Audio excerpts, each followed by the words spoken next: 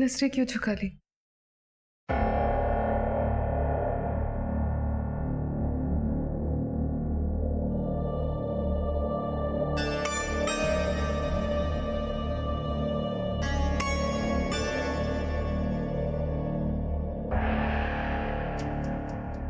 अब हमें कोई नहीं देखेगा।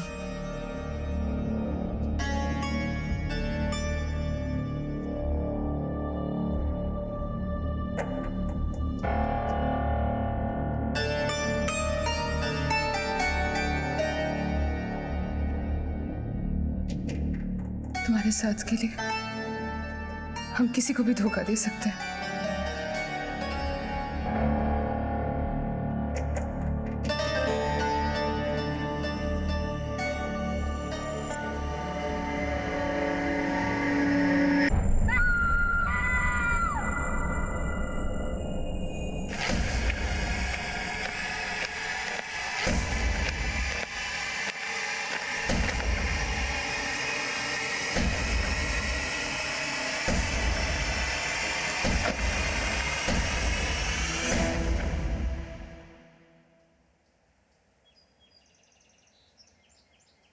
सब रेडी है? एक मिनट मैम। जी सुपारी। मीडिया वालों को भी खिलाओ सुपारी, जुबान काबू में रहती है। अटल सिंह जी, समझ लीजिए हम अपने चैनल के लिए आपकी ड्यूटी कर रहे हैं। हमारी जबान आपकी शान में ही बोलेगी। और रिपोर्टर जब आप जितनी खूबसूरत हो तो लोग सुनते कम देखते ज्यादा है। हमारा तो सुझाव ये रहेगा कि बाबूजी के प्रोफाइल में आप जितना कम दिखे उतना अच्छा है। जैसा कि हम सब जानते हैं, अटल सिंह जी उत्तर प्रदेश के एक जाने माने बिजनेसमैन हैं। इनके फूड प्रोसेसिंग प्लांट्स ने गांव के कई बेरोजगारों को रोजगार दिया है। आज हम अटल सिंह जी और उनके परिवार के साथ उनके अनुभवों, उनकी पारिवारिक जिंदगी और रिश्तों से आपका परिचय करवाएंगे। तो अटल सिंह जी, सबसे पहले ये बताइए आपकी सफलताओं के राज क्या है? हम तो अपने आप को सफल नहीं मानते। हम आज भी बेहतर कल के लिए संघर्ष कर रहे हैं। कैसा कल चाहते हैं आप? वैसा कल जहां इस क्षेत्र का हर व्यक्ति गर्व से कह सके कि वो सफल है। 18 साल पहले हम इस गांव के पंच प्रमुख थे, तभी से हमारे विचार इसी ओर अग्रसर हैं। और राजनीति में आने का उद्देश्य हमारा यही नहीं है, बल्कि वो उम्मीदें जो आम आदमी अपने पूर्व विधायकों से कर रहा था और विधायक उस पर खरे नहीं उतरे। मतलब आप वो कर दिखाना चाहते हैं जो अभी तक इस क्षेत्र का कोई भी विधायक नहीं कर पाया? जी। दीदी, आपको डायबिटीज है ना? मिश्री छोड़िए, गिरारी उठा लीजिए। बड़े किस्मत वाले हैं हम, जो आपकी जैसी भाभी मिली है। हमारी एक सलाह मानो, तुम भी मीठा चखना छोड़ दो। बहुत ही रसीली हो गई हो। ये है अटल सिंह जी के छोटे बेटे वीर प्रताप सिंह। वीर जी, आप कुछ कहना चाहेंगे अपने पिता के लिए? ये हमारी शुभकामनाएं हैं पिताजी के साथ। वो बीते 18 सालों का हिसाब जरूर चुकाएंगे, जैसा कि उन्होंने अभी कहा। और ये है अटल जी की बड़ी बहू ऋचा सिंह। ऋचा जी, एक निजी सवाल, आपकी खूबसूरती का राज क्या है? जी, वो तो आपको हमारे पतिदेव से पूछना चाहिए। आप खूबसूरत तो है, लेकिन लगती गांव की ही है। वैसे आपको देखकर विश्वास नहीं होता कि आपने गुडविन कॉलेज दिल्ली से अपनी ग्रेजुएशन की है। राज क्या है उन डिग्रीज का? Correction. I'm no graduate. I hold an MA degree in political science. और ये है अटल जी की इकलौती बेटी मृदुला सिंह। मृदुला जी, अपने पति के स्वर्गवास के बाद आप अपने पिता के घर ही रह रही है, तो कैसा लगता है यहाँ? एक बेसहारा को अगर सहारा मिल जाए और वो भी अपनों से, तो हर दुख सुख में बदल जाता है। और ये है अटल जी के बड़े बेटे, उनके उत्तराधिकारी केदार सिंह। केदार जी, क्या लगता है आपको, आपके पिता की इस चुनाव में जीत होगी? निश्चित जीत होगी। बाबूजी ने कभी हारना नहीं सीखा। ये है मेरा वारिस सूरज और ये पोती स्वाति।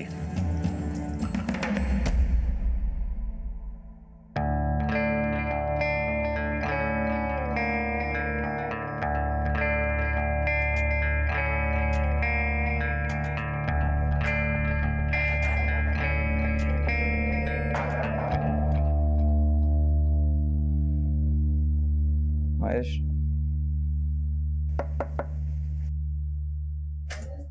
नमस्ते साहब। जाओ। ठीक है सर।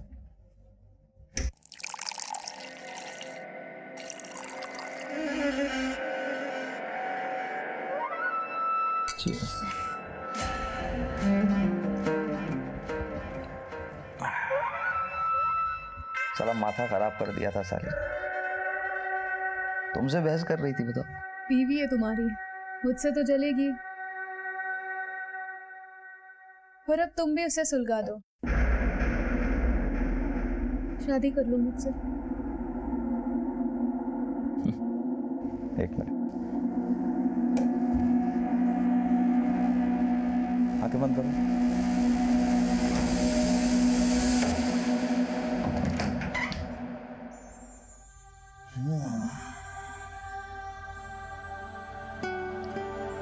कैसा लगा?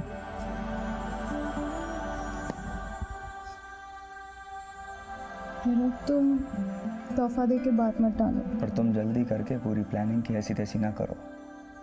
बाबूजी राजनीति में कदम रख रहे हैं, पूरा बिजनेस हमारे हवाले करके। एक बार बिजनेस हाथ में आ गया, फिर रानी तो तुम ही बनोगी हमारी। लेकिन तुम्हारी मृदुला दीदी भी कुछ कम पापड़ नहीं बेल रही। क्या मतलब? सुनने में आया कि वो तुम्हारे फैक्ट्री के वर्कर्स से काफी मिल रही है, यहाँ तक कि उनकी बीवियों का भी काफी ख्याल रख रही है, ताकि उनके पति उन्हें अपना अन्नदाता समझने लगे। औरत है, औरत जैसे ही सोचेगी। क्या कहती हो? बढ़िया है ना भाषण? जी बढ़िया तो है बाबूजी, लेकिन शुरुआत इतनी प्रभावशाली नहीं है। शुरुआत की 2-4 लाइनें ना थोड़ी जमानी पड़ेगी। तो सोच कर रही हो, लिख दो कुछ बढ़िया सा, जमाए तो अच्छा सा कुछ, अच्छे से लिख दो बस। भैया जी, मेरे विचार से एक बार मृदुला बिटिया को भी पढ़ा देते। क्यों चाचा जी, हम पर भरोसा नहीं है क्या? ऐसी कोई बात नहीं, तुम पर तो पूरा भरोसा है। हमने राजनीतिक विज्ञान में एमए किया है, राजनीति अच्छे से समझते हैं। पब्लिक स्पीकिंग कैसी होनी चाहिए ये मृदुला दीदी से ज्यादा जानते हैं। बाकी आप लोग जैसा ठीक समझे। अरे नहीं नहीं, लिखो तुम ही। वाह, आजा आजा, आते हैं हम अभी। बाबूजी को तो बड़ी बढ़िया तरीके से पढ़ा लेती हो तुम, लेकिन राजनीतिक विज्ञान के साथ साथ अपने पति को बस में रखने का ज्ञान भी सीख लेती ना, तो आज बेचारे बड़के भैया दूसरी औरतों का जूता नहीं पड़ने में व्यस्त होते। ननद जी, हम वो पत्नी नहीं ना जो पति को खूंटे से बांध के रखे, खुला छोड़ दिया है ताकि वो अपना बिजनेस संभाल सके। और जो नजर लगाए बैठे हैं उनकी दाल न गले। जो दाल तुम पका रही हो ना, वो भी हम गलने नहीं देंगे।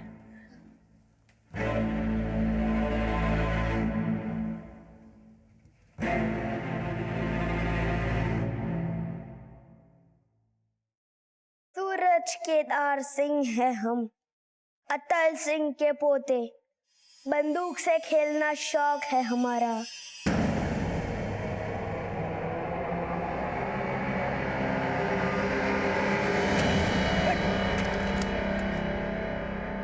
सूरज, ये खिलौना नहीं है, गन है ये। जाके पढ़ाई करो अंदर।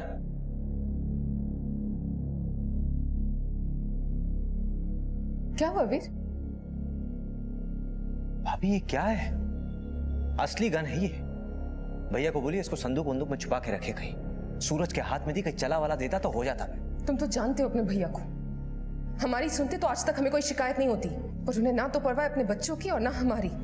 रात रात भर गायब रहते हैं, और वो भी पता नहीं किस किस के साथ।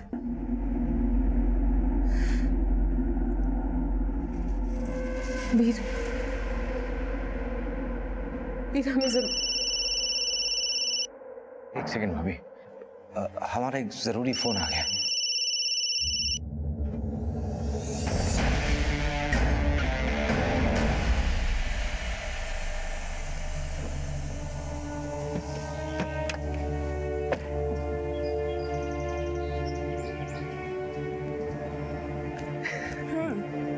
अब याद आई हमारी, अगर हम कॉल ना करते ना तो तुम हमसे मिलने भी नहीं आते। वैसे सब ना सही कहते हैं कि ठाकुरों से बच के ही रहना चाहिए, पता नहीं कब पलटी मार दे। हम उन पलटने वालों में से नहीं है। एक बार लंदन से अपनी पढ़ाई पूरी करके आ जाएं, फिर बनाएंगे तुम्हें अपनी बीवी।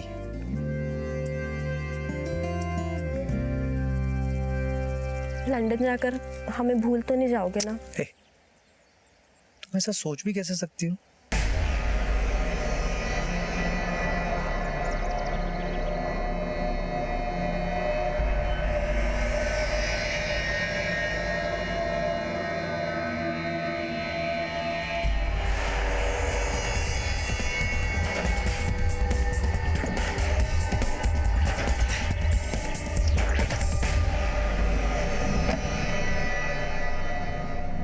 नमस्ते दीदी जी, आप यहाँ?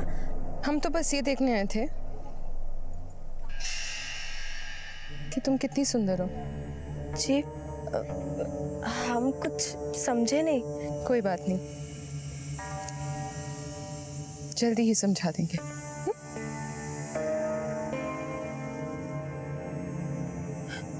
अच्छा दीदी, अब हम चलते हैं।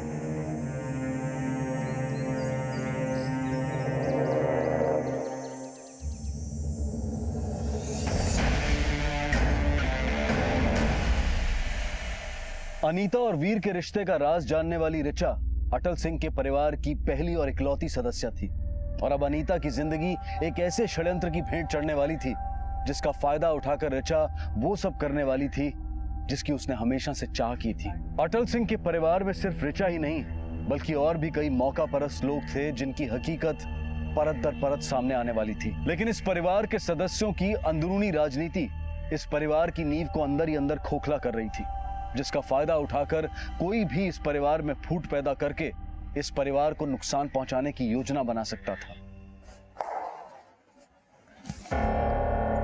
वाणी तुम यहाँ? तुम तो हमसे मिलने आते नहीं, तो सोचा हम ही तुमसे मिलने आ जाए। वाणी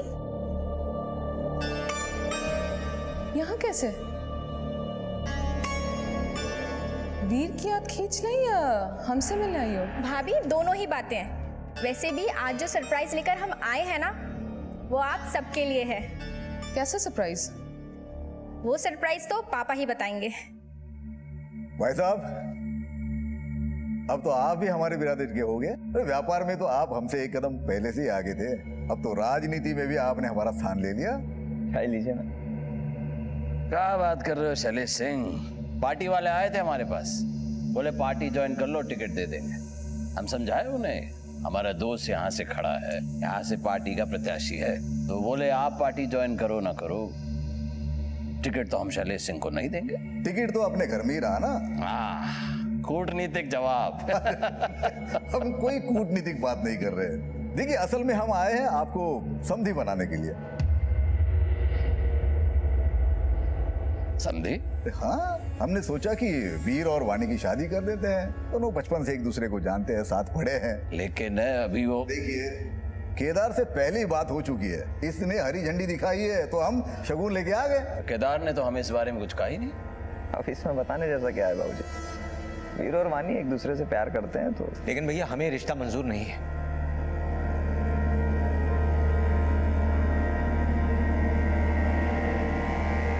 वाणी देखो, बुरा मत मानो, दरअसल वीर अभी शादी के लिए तैयार नहीं है। हमारा मतलब है कि वो अभी लंदन जाके पढ़ाई करना चाहता है। अगर इतनी सी बात है तो इसके लंदन जाने से पहले सगाई कर लेते हैं, लंदन से लौटने के बाद शादी कर लेंगे। आप समझ नहीं रहे, हम नहीं कर सकते शादी। पर क्यों वीर? वाणी, क्योंकि हम तुमसे प्यार नहीं करते। पापा चलिए यहाँ से, बहुत इंसल्ट हो गई।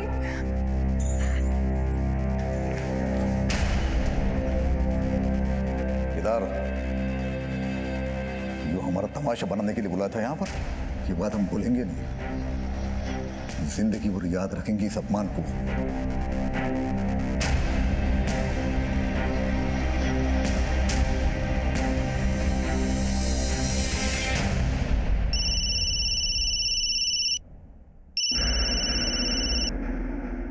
इस वक्त क्यों फोन किया? मुझे तुमसे बहुत ज़रूरी बात करनी है। बोलो। फ़ोन पे नहीं बता सकती, तुम अभी के अभी गेस्ट हाउस आ जाओ प्लीज़।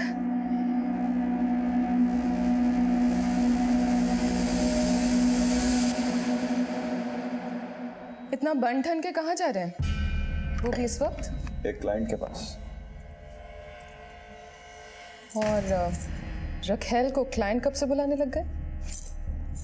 जब सब पता है तो पूछ क्यों रही है? पूछे बिना रहा नहीं जाता। बीवी हूं ना। तुम दुनिया की पहली बीवी नहीं जिसकी सौत ना हो। लेकिन जो बाकी बीवियां सहती हैं हम वो नहीं सहेंगे। हमें खूंटे से बांधने की कोशिश की तो खूंटा हम भी बांध देंगे तुम्हारे लिए। औरत हो, औरत की तरह रहो। ज्यादा मर्दानगी दिखाई ना तो खूंटे के साथ साथ तलवे चाटने की नौबत आ जाएगी।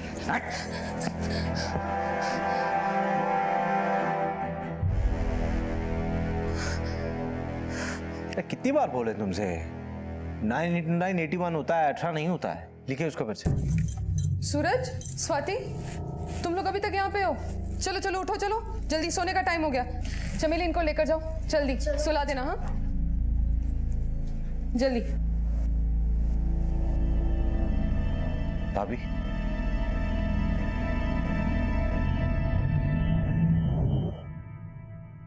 भैया ने यहाँ पे फिर से हाथ उठाया।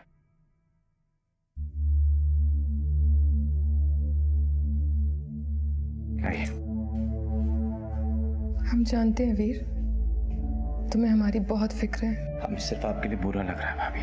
बुरा इसलिए लग रहा है क्योंकि तुम अभी भी हमसे प्यार करते हो।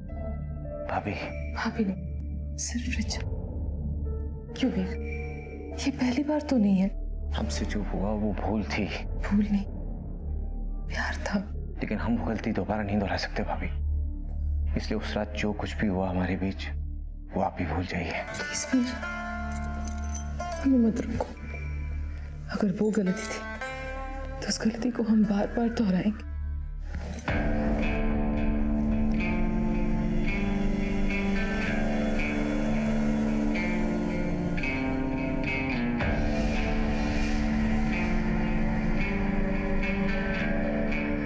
नजरें क्यों झुका ली?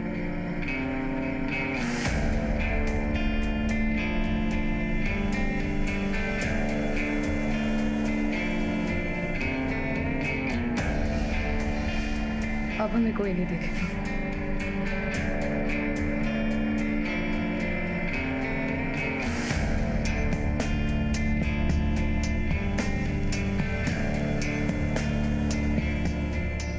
तुम्हारे साथ के लिए हम किसी को भी धोखा दे सकते हैं।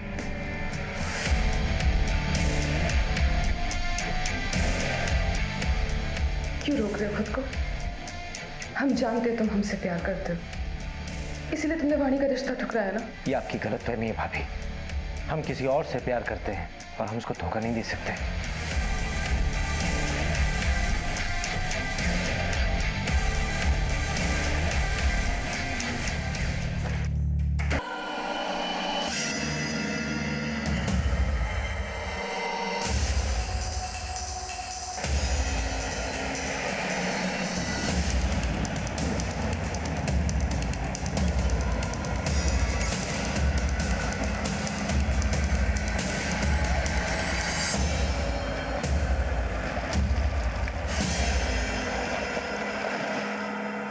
अनीता, मेरी बच्ची क्या हुआ?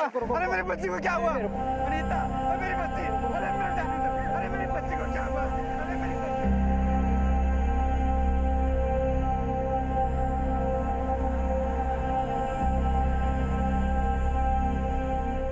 लगता है इसी चुन्नी से गला घोटा गया।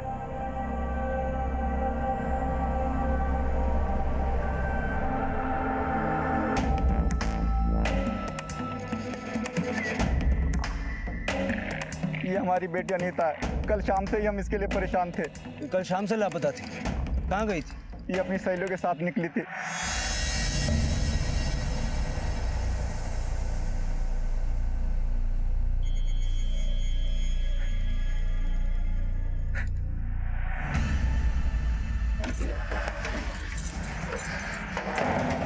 भाभी, हमने कल आपसे कहा था ना कि हमारे बीच। हम वो नहीं करने आए जो तुम सोच रहे हो। तुम्हारी गांव वाली गर्लफ्रेंड की हत्या कर दी है किसी ने।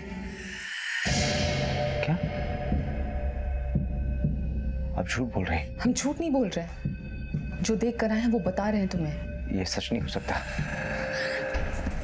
तुम समझ नहीं रहे हो।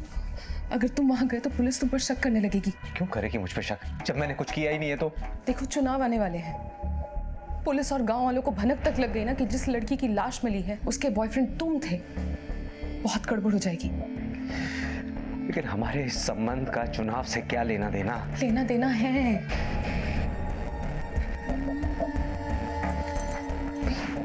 संभालो अपने आप को, हम समझ सकते तुम्हारा दर्द। बहुत तकलीफ होती है जब हमें प्यार करने वाला हमारा साथ छोड़ देता है। तुमने आखिरी बार अनीता को कब देखा था? शाम को हम थे उसके साथ। साहब, ठाकुर साहब के बंगले से रोज उससे कोई मिलने आता था। कौन आता था? ये हमें नहीं पता साहब, लेकिन हाँ कल एक बड़ी गाड़ी में कोई उससे मिलने आया था।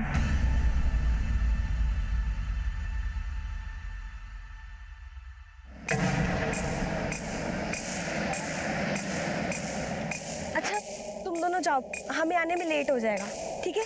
अरे घर जल्दी आ जाना। हाँ के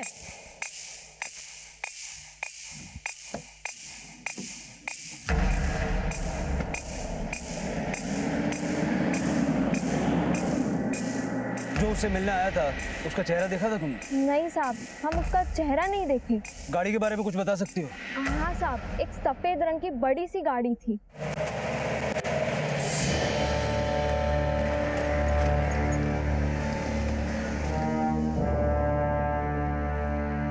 क्या बात है दरोगा, कैसे आना हुआ?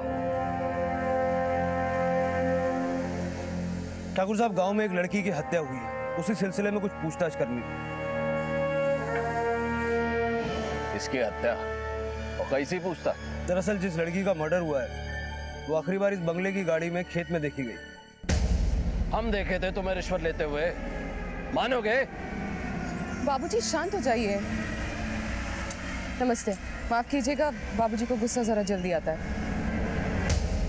आप लोगों को जो सवाल पूछना आप हमसे पूछ सकते हैं। देखिए, गांव की एक लड़की की हत्या हुई है, उसे आखिरी बार इस बंगले की गाड़ी में खेत में देखा गया, तो हमें ये जानना है कि हमारे घर में 7-8 गाड़ियां हैं, 7-8 ड्राइवर हैं और कुछ नौकर चाकर हैं।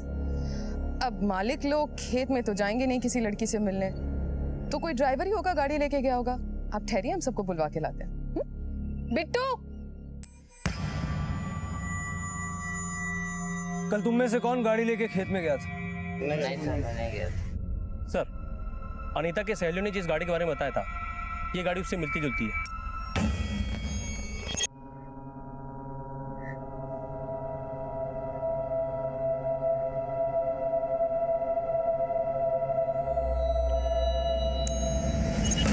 ये गाड़ी कौन चलाता?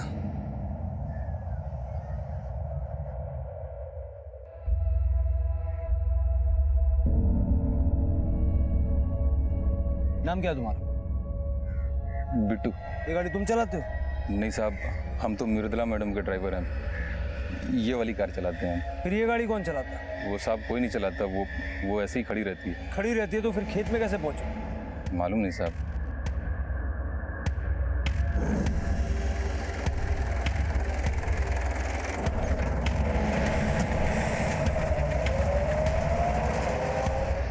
सर, सबको बहुत पढ़ा के पूछताछ के लिए सामने किया है। गाड़ी जब यहीं खड़ी रहती है तो टायरों पे ताज़ी मिट्टी कैसे? ये कांड किसी ड्राइवर का नहीं है मिश्रा, किसी फैमिली मेंबर का है, और ये पता करने के लिए कोई और ही जुगाड़ लगाना पड़ेगा। सर, ये बिट्टू अटल सिंह की बेटी मृदुला का ड्राइवर आपसे कुछ करना चाहता है सर। बोलो। साहब, दरअसल बात यह है कि हम आपको सच इसलिए नहीं बताएं कि अगर हम कुछ बोलते तो मालिक हमारी चमड़ी उधड़वा देते साहब। डरो मत, बैठो, जो कुछ जानते हो साफ साफ बताओ। साहब, आप जिस गाड़ी के बारे में बात कर रहे थे, दरअसल मालिक के बड़े बेटे केदार सिंह खुद ही चलाते हैं, वो किसी को छूने तक नहीं देते साहब। केदार सिंह कल वो खुद ही गया था उस लड़की से मिलने? गाड़ी हम बाहर जाते हुए देखे थे साहब, लेकिन उसके बाद का हमको नहीं पता। जा सकते।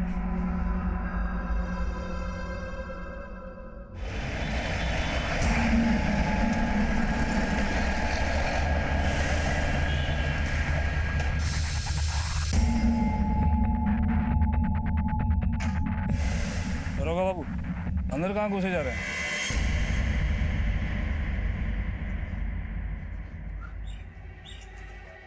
आप लोग आने की वजह जान सकते हैं?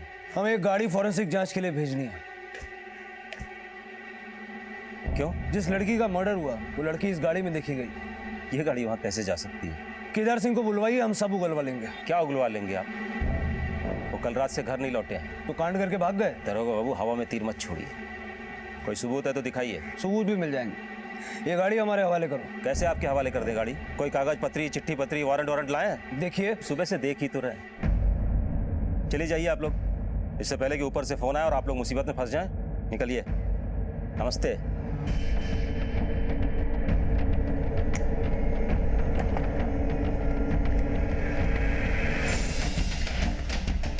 सर, अब एक लड़की की गवाही पे मजिस्ट्रेट गाड़ी उठाने का परमिशन तो देगा नहीं। अब ऐसा क्या सुराग ढूंढे कि केदार सिंह हाथ में आए?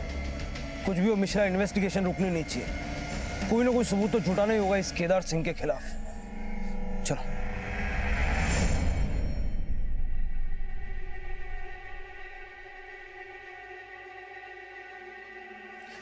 भैया वो उसका फोन नहीं लग रहा। दिल्ली में मरने किसके पास गया?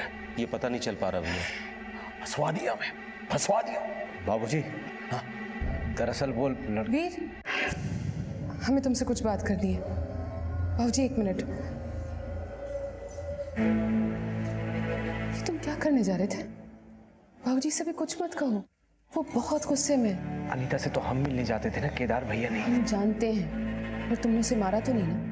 और उस लड़की का क्या भरोसा? क्या पता केदार के साथ भी पीठ पीछे चक्कर चला रही है। अनीता ऐसी लड़की नहीं थी। पुलिस कह रही थी कि उसको आखिरी बार केदार की गाड़ी में देखा गया है। अब फोन ही लगाते रहोगे या उस निकम्मे को ढूंढोगे भी?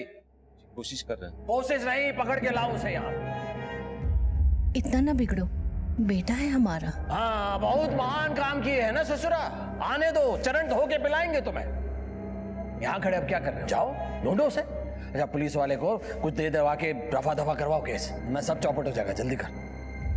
बाबूजी, अभी तक तो आप अपना सारा बिजनेस बड़के भैया को सौंपने वाले थे। अब समझ में आ रहा है कि वो आपका इज्जत ही नहीं, धंधा भी चौपट कर सकते हैं।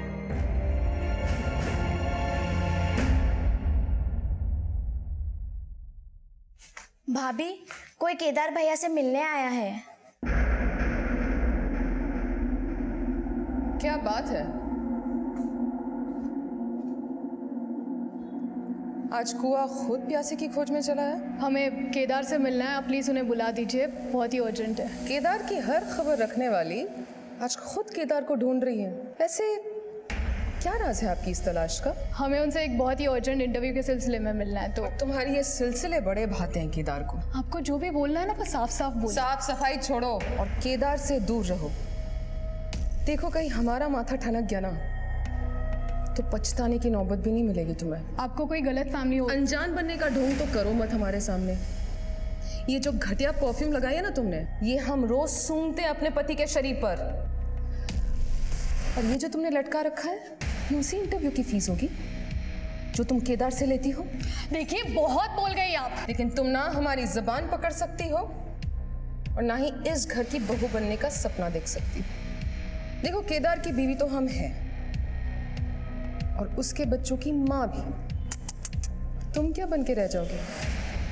बस रखे। इतना सब जानती हो तो फिर ये भी जानती होगी कि तुम्हारे पति ने तुम्हारी जगह ना जाने किस किस को दे रखी है। और रहा सवाल हमारा, तो नोट कर लो, वो दिन दूर नहीं जब हम इस घर की बहू और तुम केदार की रखेल तक नहीं रहोगी। लेकिन ये ब्रेकिंग न्यूज़ ना रिले होने से पहले ही स्क्रैप हो जाएगी।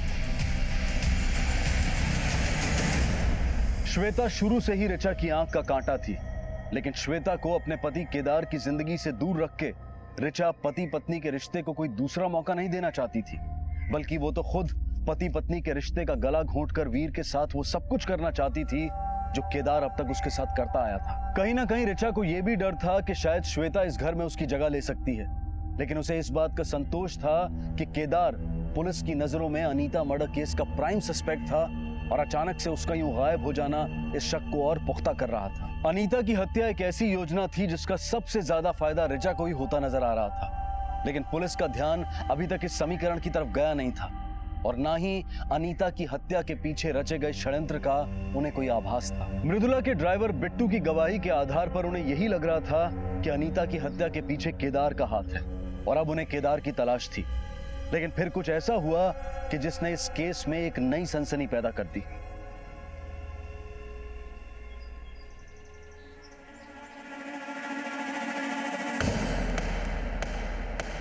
लाश?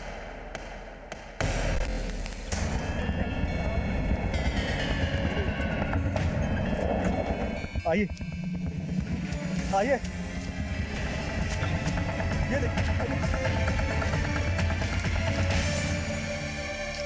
कहाँ है लाश?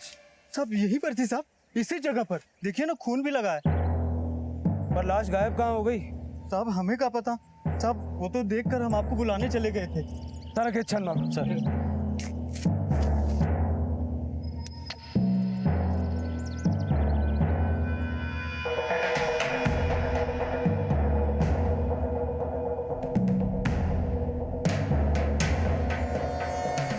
सर सर सर, ये देखिए आई कार्ड मिला है और इस पर खून भी लगा है।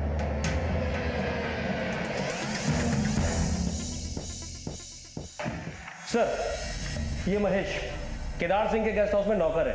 ये बता रहा था कि केदार और श्वेता का अफेयर चल रहा है। पता साहब को जो हमको बोला। साहब, श्वेता मैडम अक्सर गेस्ट हाउस पे आके रुकती थी और जब भी वो वहाँ रुकती थी तब केदार सर भी उनके साथ रहते थे। कब से चल रहे हैं सर? यही कोई 2 साल से।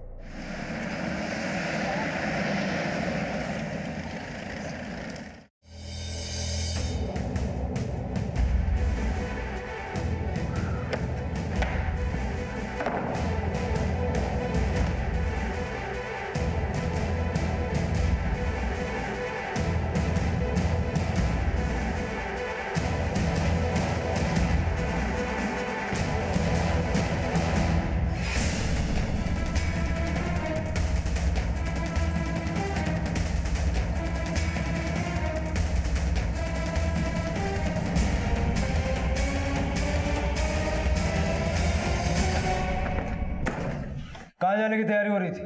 लेके चलो उसको। चलो। छोड़ो मुझे और दूर रहकर बात करो। दूर रह के नहीं, अब थाने चल के बात हो। अपनी औकात में रहो इंस्पेक्टर। जानते हो ना हम कौन है? एक नंबर का लड़कीबाज, दारूबाज और अय्याश आदमी है तू। 2 मर्डर करके फरार है। सर, लेके चल इसको। चल। छोड़ो मुझे, तुम जानते नहीं हो। छोड़ो मुझे। हाँ मिश्रा, ये देखिए सर, श्वेता की डेड बॉडी गाड़ी में जगह घूम रहा है। श्वेता, ये मैंने नहीं किया। ये हमने कोई अनीता को नहीं मारा और ना ही हमने अपनी श्वेता को मारा है। हम सच बोल रहे हैं इंस्पेक्टर। हमें फंसाने के लिए वो लाश किसने हमारी डिक्की में रखी, क्यों रखी, हमें कोई जानकारी नहीं है। कौन फंसाना चाहता है तुम्हें? कमी है क्या हमारे दुश्मनों की? और हम क्यों मारेंगे श्वेता को? शादी करना चाहते थे उससे। केदार, तुम ऑलरेडी शादीशुदा हो। तुम उससे शादी नहीं करना चाहते थे, कोई और ही कांड करना चाहते थे। क्यों मारा उसे बोलो। इंस्पेक्टर, कॉलर पकड़ी हम कुछ नहीं बोले, थप्पड़ मारा हम शांत रहे। लेकिन ये झूठे केस में आप हमें फंसा नहीं सकते, फोर्स नहीं कर सकते आप हमें। हमने श्वेता को नहीं मारा, प्यार करते थे उससे, शादी करना चाहते थे। चलो मान लेते नहीं मारा, तो फिर अचानक गायब कहाँ हो गए थे? हम दिल्ली गए थे, अपनी और श्वेता की शादी की तैयारी कर रहे हैं, क्योंकि वो हमारे बच्चे की मां बनने वाली थी।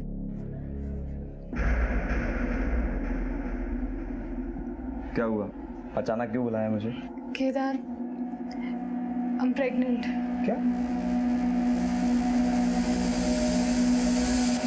ये तो और भी स्ट्रॉन्ग मोटिव है। मतलब किसी शादीशुदा आदमी की लवर प्रेग्नेंट हो जाए तो वो तो उसकी। आप गलत समझ रहे हैं। हम सच में श्वेता से प्यार करते थे, सच में उससे शादी करना चाहते थे। इसके लिए हम ऋचा को तलाक भी देते, निश्चित देते। 3 दिन से मैं दिल्ली में था। यकीन ना हो तो आप पता कर लीजिए पता। अरे कहाँ मतलब है बेल नहीं मिल पाई? चुनाव लड़ने जा रहे हैं और हमारा कपूत जेल में है। कहाँ छवि बनेगी जनता के सामने हमारी? केदार की गाड़ी से श्वेता की लाश मिली, बेल मिलना मुश्किल। तो क्या हमारे पति जेल में ही रहेंगे? वकील साहब, आप कुछ भी कीजिए, लेकिन हमारे पति को जेल से निकलवाइए।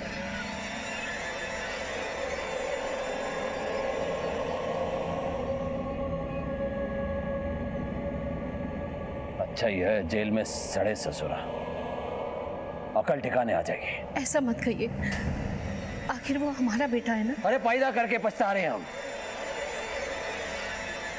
सोचे थे बिजनेस उसके मत्थे मड़ के आराम से राजनीति करेंगे, अब लगता है चुनाव लड़ना छोड़ के वापस से बिजनेस संभालना पड़ेगा। सर, हमने केदार सिंह की इंफॉर्मेशन क्रॉस चेक की है। वो पिछले 3 दिनों से दिल्ली में ही था और श्वेता से शादी की तैयारी भी कर रहा था। वहां के कई लोगों ने उसके वहां होने की बात कही और मर्डर वाले दिन वो यहाँ पे नहीं था। सर मिश्रा, अगर केदार ने श्वेता को नहीं मारा तो फिर उसकी गाड़ी में श्वेता की लाश किसने रखी? भैया जी, लोगों को राजनीति में आने के लिए घुटने छिल जाते हैं और आप नामांकन पत्र वापस लेने की बात कर रहे हैं। तो कहा करें, हमारा बिजनेस कौन संभालेगा? अरे मृदुला बिटिया, हाँ, अगर आप चाहें तो ये जिम्मेदारी उनको सौंपी जा सकती है। तेज तर्रार हैं, बिजनेस अच्छे से संभाल लेंगी।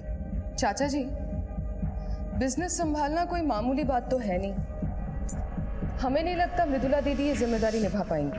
अगर आप बिजनेस की बागडोर किसी को सौंपना ही चाहते हैं तो हमें लगता है वीर सबसे सही दावेदार है।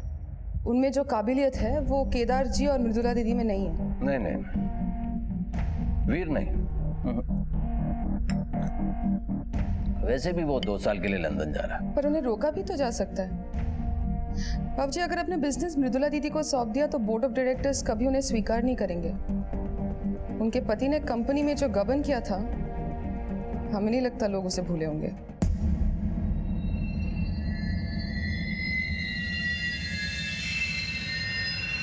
है कि वीर को बिजनेस सौंपा जाए।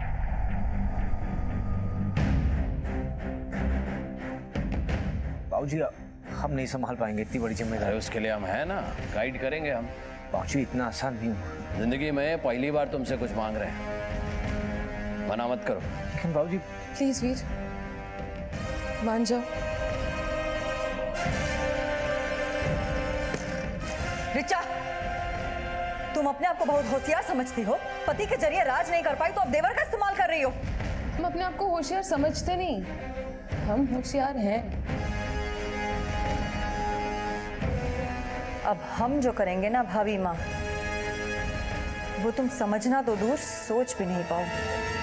All the best. माना कि अनीता की मर्डर वाली रात केदार यहीं था, लेकिन वो अनीता से मिलता था या उसके कोई संबंध थे, ऐसा कोई प्रमाण सामने नहीं आया। लेकिन श्वेता से उसके संबंध थे। पर श्वेता के मर्डर वाले दिन वो दिल्ली में था। फिर बिट्टू ने हमसे झूठ क्यों बोला? इस डबल मर्डर केस की कहानी क्या है? अगर ये 2 मर्डर्स 2 अलग अलग लोगों ने किए हैं तो वो कौन है? अगर दोनों का हत्यारा एक ही है तो वो कौन है? सर, हमें तो लगता है कि इसमें एक ही आदमी का हाथ है। ये बहुत बड़ा षड्यंत्र है सर। हो सकता है कि अटल सिंह की विरोधियों की उसके बेटे को फंसाकर उसके चुनावी अभियान में खलल डालने की कोशिश हो। मिश्रा, हो ये भी सकता है कि अपराधी कोई और ही हो और उसने जानबूझकर ये वक्त चुना ताकि हमारी शक की सुई राजनीतिक षड्यंत्र की तरफ जाए। ये खेल सिर्फ सत्ता का नहीं है मिश्रा, इसमें कई और सारे पहलू हैं जो अभी तक हमारे सामने नहीं आए। हमने वीर को अपना वारिस बनाने का फैसला किया। बस कुछ कागजी कार्रवाई के बाद कल से वीर हमारे सारे बिजनेस की बागडोर संभालेगा।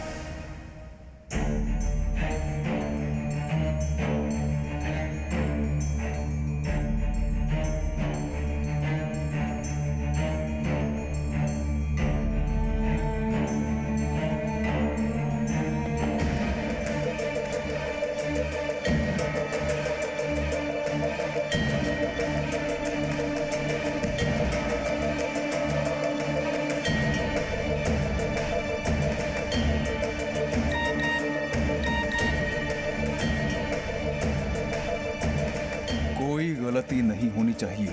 कल उसकी जिंदगी का आखिरी दिन होना चाहिए।